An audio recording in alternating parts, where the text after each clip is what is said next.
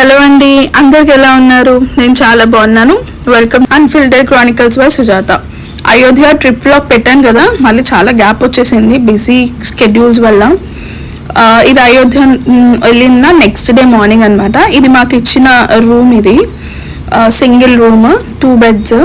ఆ రోజు మార్నింగ్ మేము అయోధ్య టెంపుల్కి వెళ్దాం అనుకొని రెడీ అయ్యాము.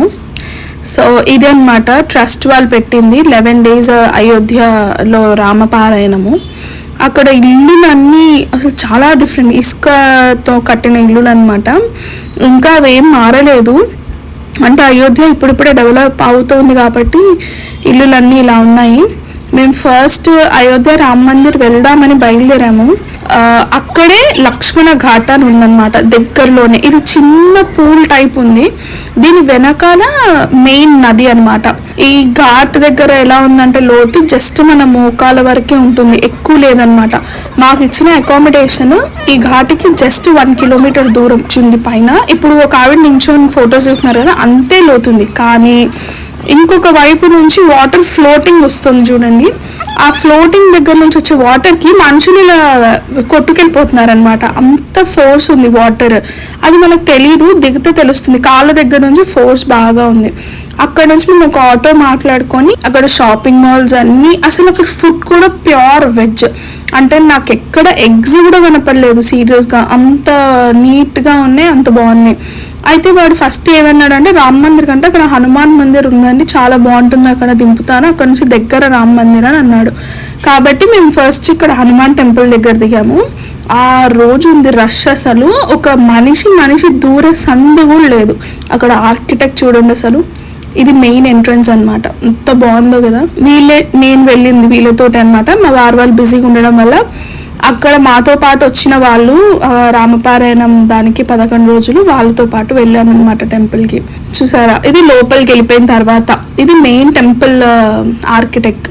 చాలా బాగుంది అసలు, లైవ్లో చూస్తే చాలా బాగుందన్నమాట. ఇక్కడ నాకు సాధ్యమైనంత వరకు వీడియో దిగలిగాను, ఎందుకంటే అక్కడ ఉన్న రష్కి ఫోన్ తీసి పట్టుకుంటే ఎక్కడ పడిపోతుందో అన్నట్టుంది. ఆ ఇద్దరే గుడి పురోహితులు అనమాట. లోపల ఆంజనేయ స్వామి దర్శనం చేసుకొని ఇంకా మేము బయటకు వచ్చేసాం. అక్కడ కాసేపు కూర్చొని కొన్ని స్టిల్స్ అవి దిగి ఇంకా రిటర్న్ అయిపోయామన్నమాట. ఈ మెయిన్ ప్లేస్ ఉంది కదా, ఈ గంట, ఆ ప్లేస్ దగ్గర మేము ఫొటోస్ అవి దిగి రిటర్న్ అయిపోయాం. ఆ టెంపుల్లోనే పక్క చిన్న చిన్న మందిరాలు కూడా ఉన్నాయి, రామ పరివారం మందిరాలు అలా ఉన్నాయి. ఇప్పుడు ఆ టెంపుల్ నుంచి బయటకు వచ్చిన తర్వాత ఒక 1/2 kilometer నడిచాము. బయటికి రాగానే ఇక్కడ ఆటోస్ తీసుకొని ఇప్పుడు మెయిన్ రామ మందిరం వైపుకి వెళ్తున్నాం అనమాట. జస్ట్ అంటే వెళ్ళిపోవచ్చు నడుచుకుంటూ, అక్కడ ఎండకి మన వల్ల అవ్వలేదు, అందుకని ఆటో మాట్లాడాల్సి వచ్చింది. ఇది రామ మందిరం మెయిన్ ప్లేస్ అనమాట. ఇక్కడ నుంచి ఆ క్యూ లైన్లో నడుచుకుంటూ వెళ్ళాలి, చాలా లాంగ్ అండి. లోపల నడవడం మాత్రం చాలా ఉంటుంది, కానీ వన్స్ మీరు మెయిన్ టెంపుల్ దగ్గరికి రీచ్ అయ్యేసరికి భలే అనిపిస్తుంది. ఈ గుడికి వెళ్ళే దారిలో ఇవి కొన్ని టెంపుల్స్ అనమాట. ఈ పెద్దవాళ్ళందరూ రామభజనం చేసుకుంటూ ఒక ట్రూప్ లాగా ఉన్నారు, అందరూ రామభజన చేసుకుంటూ వెళ్తున్నారు లోపలికి. ఇది కొంచెం దూరం వచ్చినట్టు అనమాట ఇక్కడ దాకా. మళ్ళీ ఇక్కడ నుంచి ఇంకా ఉన్నాయి. ఈ పక్కన ఏంటంటే ఒకప్పుడు రాముల వారు ఉన్నప్పుడు అయోధ్యలో వైద్యశాలలని అవి ఇవి ఉంటాయి కదా, అక్కడ కూడా ఒక చిన్న చిన్న చికిత్సాలయాలు అలా పెట్టారు. కొంచెం మిడ్ వరకు వచ్చేసరికి ఇలా ఉంటుందన్నమాట ఏరియా అంతా. అక్కడే సెక్యూరిటీ లాకర్స్ అనమాట, అక్కడ వరకే ఫోన్స్ కానీ ఏవైనా అలౌడ్. అక్కడ నుంచి మొత్తం బంద్, ఈవెన్ హ్యాండ్ బ్యాగ్స్ కూడా ఏవి లోపలికి తీసుకెళ్ళొద్దు. ఓన్లీ చిల్లర డబ్బులు ఏదైనా మనం లోపల కానుకగా వేయాలనుకుంటే తప్ప ఇంకా ఏమీ అలౌడ్ లేదు లోపలికి. అన్నీ అక్కడ లాకర్లో పెట్టేసి వెళ్ళిపోవాలి. స్మార్ట్ వాచ్తో సహా ఏది ఉంచుకోవడానికి లేదు. లాకర్స్లో పెట్టి దర్శనం అంతా చేసుకొని రిటర్న్ వచ్చేసాం. మేము ఏదైతే లాకర్లో పెట్టామో అవన్నీ పిక్ చేసుకోవడానికి ఇక్కడ వెయిట్ చేస్తున్నాం అనమాట. ఇంకా పిక్ చేసుకొని రిటర్న్ అయిపోతున్నాం ఇంకా ఇంటికి. ఆఫ్టర్నూన్ ఈజీగా నాకు తెలిసి 1 అలా అయిపోయింది. లంచ్ టైం కల్లా మేము ఇంటికి రీచ్ అయిపోయాం. అక్కడ కొంచెం బ్యాక్ సైడ్ ప్లేస్లో గార్డెన్ ఏరియా అలా ఉందన్నమాట, చాలా బాగుంది. అక్కడ కాసేపు ఫొటోస్ అవి దిగి స్వామివారిది ప్రసాదం తీసుకొని ఇంకా రిటర్న్ వెళ్ళాం. ఇది ఎగ్జిట్, దగ్గర దగ్గర మన టెంపుల్లోనే ఒక 1 hour టైం పడుతుంది. మొత్తం నడుచుకుంటూ వెళ్ళి ఆ జనాల్లో వచ్చేసరికి ఈజీగా గంట టైం పడుతుంది. కానీ ఎండ మాత్రం భయంకరంగా ఉంది ఆ రోజు. ఇలా ఆఫ్టర్నూన్ కంప్లీట్ అయిపోయింది. లంచ్ చేసుకొని రిలాక్స్ అయ్యి ఆ రోజు ఈవినింగ్ నుంచి కార్యక్రమాలు స్టార్ట్ చేశారనమాట. ఫస్ట్ రామపారాయణం చేస్తున్నారని చెప్పాం కదా, అది మొదలు పెట్టాలంటే పెద్ద పెద్ద వాళ్ళందరూ వస్తారు. ఘనాపాటీలు వాళ్ళు చాలామంది ఉన్నారు. ఎంతో అదృష్టం చేసుకోవాలనుకున్నాను. ఆ మూమెంట్ మాత్రం చాలా బాగా జరిగింది. కార్యక్రమం మాత్రం మాకు 9 days. ఎవరైతే అక్కడ మెయిన్గా కూర్చున్నారు కదా మధ్యలో, ఆయనే రామపారాయణాలు మాకు చెప్పిందనమాట. ఆయన కూడా మంచి ఘనపాటులు, హైదరాబాద్లోనే ఉంటారు. ఇంతమంది వెళ్ళారండి.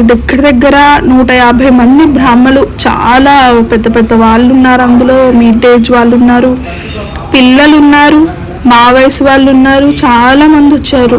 అంతమంది రావడం వల్లే ఏదైనా ఒక ప్రోగ్రాం మనం పెడితే సక్సెస్ అవుతుంది అని ఇలా పెద్ద పెద్ద వాళ్ళని ఇంతమంది ఇంట్రెస్ట్తో వచ్చి కూర్చొని ఓపిక్గా వినడం ఒక ఎత్తండి. ఇవన్నీ చూడడం వల్ల మనకు అలా అనిపిస్తుంది. ఇంకా రామాయణం స్టార్ట్ చేశారు. అస్సలు ఎలా ఉందంటే అది నిజంగా రామాయణంలో మనం ఇన్ని తెలుసుకోవాలి. ఇప్పుడు మూవీస్లో వాటిల్లో చూపిస్తారు కదండి, అంటే అది జస్ట్ ఒక ఆవగింజంత తెలుసు మనకి అంతే. కానీ వాస్తవానికి రామాయణం పూర్తి స్థాయిలో మనకి వివరణ తెలియాలి అంటే ఖచ్చితంగా రామాయణం చదవాల్సిందే. అది కాక మనకి ఈ ఆనంద రామాయణం అని కూడా ఒకటి ఉంటుంది. దానిలో రాముని వారి తల్లిదండ్రుల గురించి ఇంకా డీటెయిల్గా ఉంటుంది. అంటే వాళ్ళ పెళ్ళి అసలు ఎలా జరిగింది, రాముని వారు ఎలా పుట్టారు, అసలు ఏం జరిగింది, రావణాసుడికి ఎలా ఇలా ఒక అవతారం ఎత్తుతారు, సంహరిస్తారని ఎలా తెలిసింది, ఆయన ఏం చేశారు, ప్రతిదీ డీటెయిల్డ్గా ఆనంద రామాయణంలో ఉంటుంది. మనం ఓపిక చేసుకొని చదువుకోలే కానీ ఈ జనరేషన్కి మనం నిజంగా ఇలాంటి ఎడ్యుకేషన్ ఇస్తే చాలా బాగుంటుంది అనిపించింది. దీని తర్వాత నెక్స్ట్ డే ఈ రామాయణం అంటే ఈ అయోధ్య మందిరాన్ని అసలు స్థాపించడానికి కష్టపడిన విధానము RSS వాళ్ళలో ఒకళ్ళు వచ్చి మాట్లాడారు. నిజంగా అక్కడ ఉన్న ప్రతి ఒక్కరి కళ్ళల్లో నీళ్లు తిరిగాయి, అంత బాగా మాట్లాడారు. అది కూడా నేను నెక్స్ట్ వీడియోలో మీకు పోస్ట్ చేస్తాను.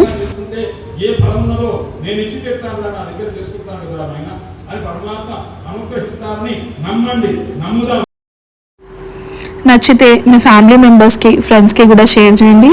Please to support with your like and subscribe. ఇలాంటి మరిన్ని బ్లాగ్స్ మీ ముందుకు తీసుకొస్తాను. Thank you for watching unfiltered Chronicles by Sujatha. See you next week again.